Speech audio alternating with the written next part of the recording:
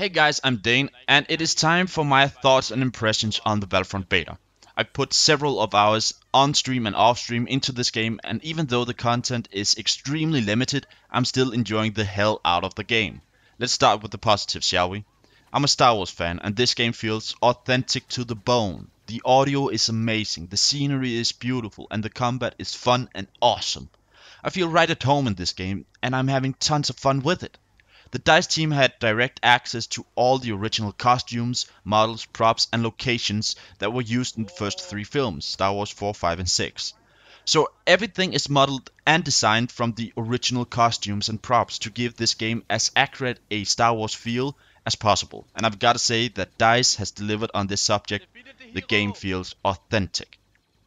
You can change from first person to third person mode to either satisfy your first person shooter gaming needs or the wide field of view in third person to not only look around corners safely but enjoy more of the game at once.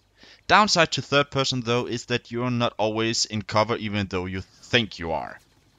The cards used to form your loadout determines your playstyle. Changing from the shield card into the iron shot card, I was able to deal with enemy vehicles and turrets way more effectively than before, though sacrificing some defense for capturing objectives or running away from a situation I cannot handle.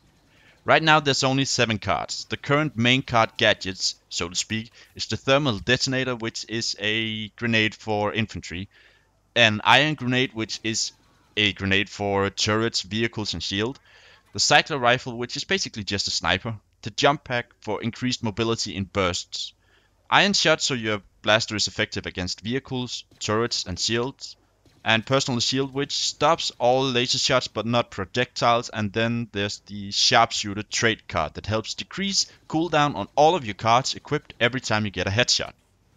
All of these can be combined in different ways that drastically changes the way you play the game. This is a great way to keep the high level of customizability that we expect from shooters nowadays, even though we cannot customize the blasters available to us. But I still think that this helps us play the game how we want to play it, and it gives us different strengths and weaknesses. At the moment though, it's basically either the jump pack, thermal detonator and shield, or the cycler rifle instead of the thermal detonator that rocks the mainstream loadout. Do remember that there will be a lot more cards at the full release, and weapons of course, so there will be way more loadouts to choose from and customize to serve your playstyle. The power-ups, or battle pickups as we know it from Battlefield 4, have been done right this time. Kudos DICE, kudos. In Battlefield 4, the battle pickups wasn't really worth it until the roar, the railgun and the flying turret of death came into the game. They didn't really change the course of the battle or felt powerful enough to fight over. That has changed in Battlefront. We're fighting each other over the current battle pickups, the power-ups, because some are game-changing like the orbital strike in Walker Assault or infantry turret and proximity mine in Drop Zone. This is what battle pickups should have been. There's a lot of set locations where these power-ups spawns, but the given power-up you gain is randomized, so you cannot camp specific power-ups. Another great thing is that regular power-ups persists through death. This also makes them worth fighting over. The aircraft, ground vehicle and hero power-ups do not persist through death, which I think is balancing done right. Now people cannot just hoard the most powerful power-ups and troll enemies by doing so without using them. Oh yeah, and the hero power-ups, they are awesome. Playing as either Luke or Vader is fun! Especially if you're having a small squad of 3 to 5 teammates supporting you, then you'll just go on a prolonged kill streak and making life miserable for the enemy team, the rebel scum or the imperial bastards, whatever tickles your fancy. This game also boasts about being casual and not having too great of a skill gap, but I must say, as much as it's casual, you can easily tell if a player is better than the other players by the way they prioritize their targets, lanes and how to go about any given situation within a split second. I've had times when I've single-handedly captured a point on my own and then went on to keep an entire lane even though I was constantly being hit by multiple waves of enemies, but I was all on my own and I held my ground. In the gameplay that I've got going in the background, you will see that I've held the entire right lane after the first uplink on my own for an extended period of time without dying, keeping the rebels from pushing us back and recapturing the uplink. So as much as this game is casual and casual gamers will feel right at home, the more competitive bunch will also have a great time and a great impact in a round as well. Now, I'm not trying to boast even though it might sound like it, but to have gone on a 50 or 60 kill roll with fewer than 10 deaths in Walker Assault without entering a vehicle, and then having 30 kills ahead of the second best player in the game, I'd say that if you're the competitive type, do not worry, you will be rewarded. Just not in a way you might be used to from Battlefield or Counter-Strike games though. I'm also a great fan of the short downtime after dying before re-entering the game. It's only 4 to 5 seconds before you're back in the battlefield, back in the action, which just increase the action and fun you're having. So it's just constant battle all over the place. I love this. Before I start with the downsides, just like to address the main critique of this game.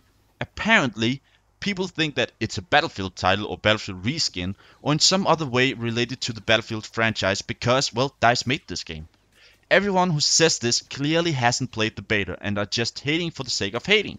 The only things I've noticed that feel just even similar to Battlefield 4 is the movement system, the engine of course, the physics, and the fact that it's just the same developer. Nothing else. I hope that people would either just play the game and then give their opinions, or at least say it's not a game in their taste, instead of throwing made up facts to a wall hoping it sticks. I mean, seriously guys.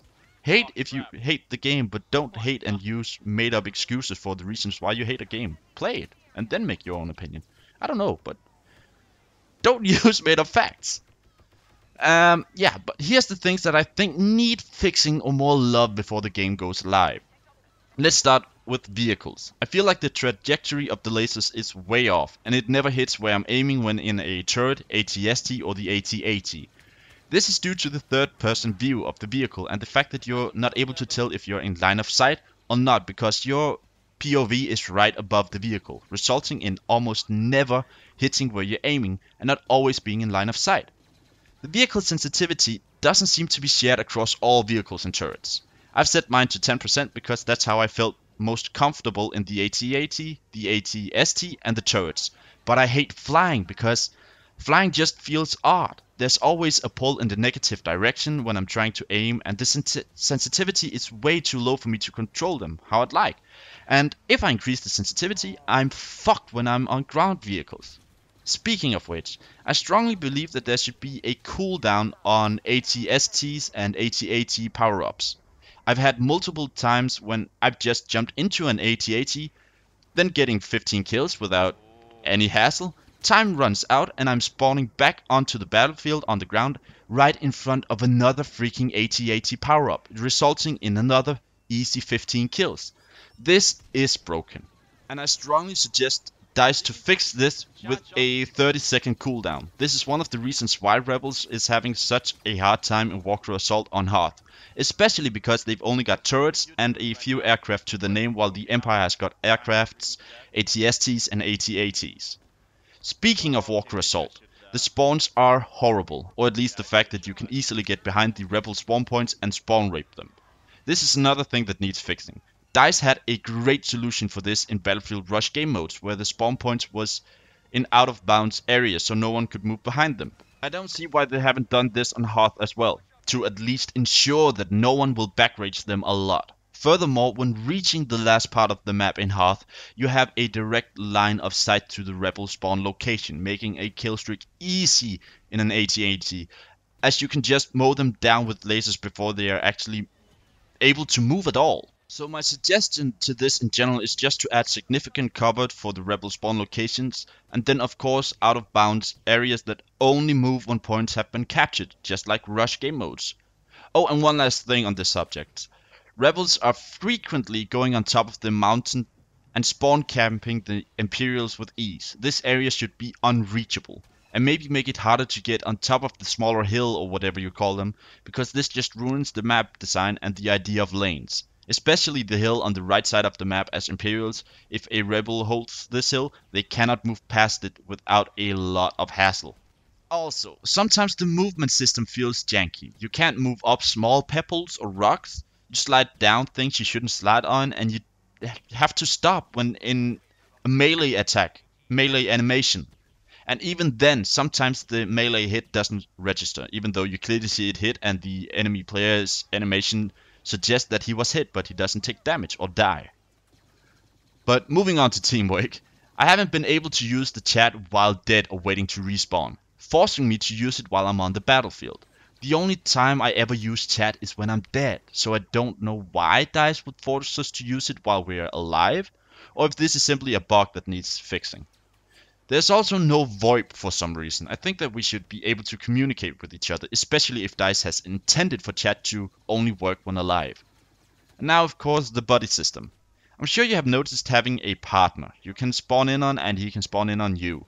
And if you're in a party with a few friends, you can invite a friend to be a partner. But I haven't been able to just randomly select a partner without being in a party or automatically being partnered with one while in the game. What happened to a 3, 4 or 5 man squad? When playing with friends, I like to be able to play together with them, but I cannot find them on the minimap. Only my partner because he's highlighted in yellow instead of blue like everybody else is. And if my partner leaves, I'm stuck without a partner for the rest of the map. I prefer to have a squad of 3 or 5 people to have different places to spawn in on, or at least being able to stay together with your friends, my friends, and having fun. But apparently Disney and DICE doesn't believe in friendship. Well, I just hope this will be fixed or changed at least. Finishing off, there's sometimes that the icon from my power-up vanishes, so I don't know what power-up I've got, resulting in me often wasting it because I don't know what I have.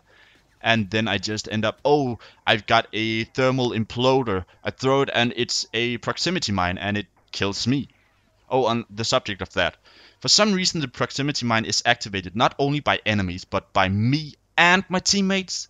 DICE, please. This should only be activated by enemy players.